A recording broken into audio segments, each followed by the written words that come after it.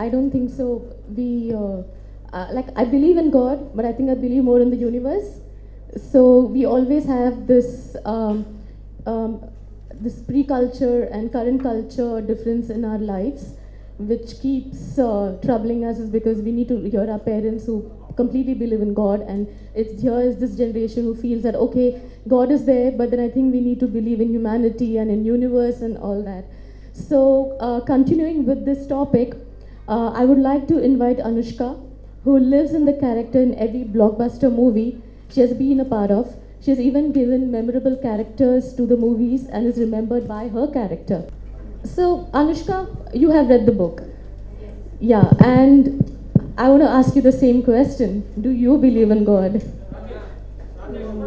Yes, actually, when you were speaking about this, I do believe in God. Yes, first of all, would want to say hello to everyone who's here. This is my first time. Yeah, so so I want to thank the media who's here. It's for Kanika. I have seen her through the time when she started writing this book, or maybe in between I met her. We worked on a movie together, and I've seen the transition in her. I've never been a writer, and that's something which I envy people who write, because I don't know how you all get into that world of imagination, and I feel your platform is so huge. What you all create is what a lot of us sit and look up to and dream, whether it's fairy tales, whether it's a lot of things.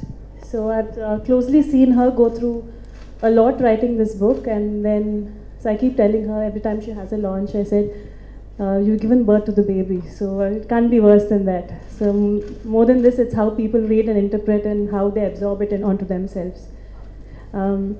Now, and I would want to thank everyone here to be a part of this, friends, family, a lot of people from the industry, media, and thanks for having me here. So getting back to Ashwini now, yes, I do believe in God. When I was sitting there, when you said believe in God, there's something which, I just realized as we were talking that one thing which is very common in the whole thing is that word believe. Do you believe in God? Do you not believe in God? Do you believe in the universe? Do you believe in yourself? So I feel each one of us, there's something that we share so commonly and so strongly is belief. And I feel that itself is a faith. I feel that itself is a God in itself. That whatever you believe in it, you make it your own, you live by it, that's your strength, I feel. So I guess whatever is anyone's belief, I feel it's their God. And my God, of course, I believe in the Almighty, whoever the one person, whoever is there. And of course, a lot of my traditionals, my ancestral deities, so I do believe in all of that. Just before we get into the story, I want to share something. I'm not someone who's an avid reader. Never read fiction at all, because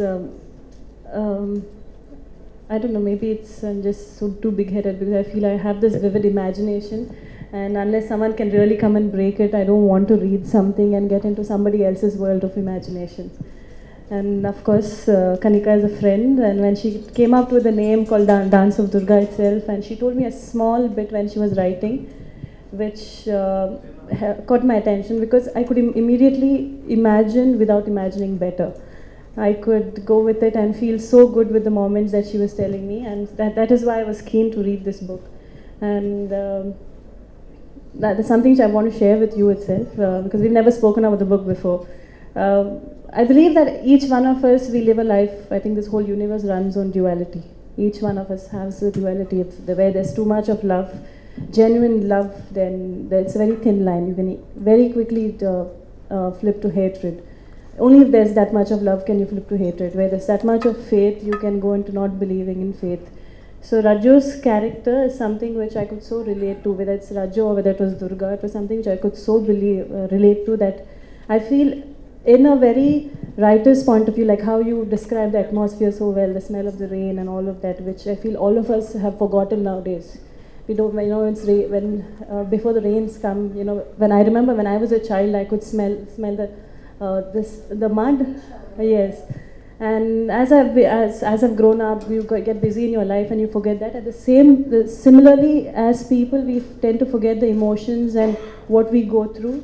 And that's when, again, getting back to Rajo and Durga, I feel all those things each one of us have within us. We have a Rajo, we have a Durga, we have faith, we have immense faith, we have immense love, we have hatred. You know, we can go to a point of destruction. So each and every part of this book took me through a journey where I could relate to it, and it helped me in a lot of ways, because I felt that maybe at some point of my life, whether it's love, whether it's your desires, where you want to go, it's how you take yourself, your belief system, your support system that takes you ahead, and how you can either slip to be a Rajo or a Durga. So I want to thank you very much. If we go ahead. First of all, I'd like to thank my friends, family, distinguished guests, and the media for coming here and supporting my book. Thank you so much. Are you okay? Okay. Light okay? Okay.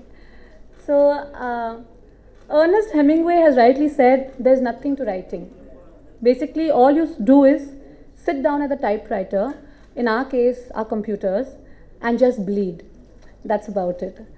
And I feel very rightly said, because writing does take a lot of sweat, toil, emotion, and your characters literally do make you bleed. Dance of Durga is a very special story for me, as it has traveled with me through some of my most beautiful moments and celebrations in life, and also been with me through some terrible personal loss and grief.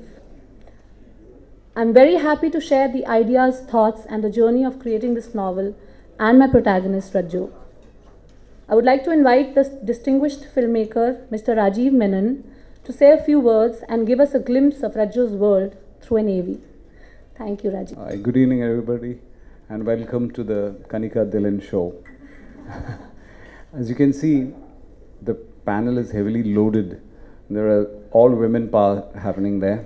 So I'll restrict my masculine remarks to very small. And I think, as is very clear, we don't mess around with Durga.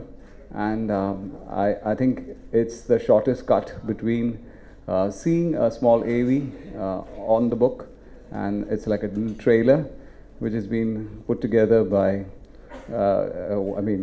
somebody, but the person who's going to switch on the thing is on me, and it's on cue. Prakash is going to switch it on, so it's on. Have a look. As you can see, the AV entices you into a subversive world of dance of Shiva being inverted into dance of Durga. So you're going to see some stereotypes getting spun around, and I invite Kanika and the rest of the panel to continue with the discussion. Thank you.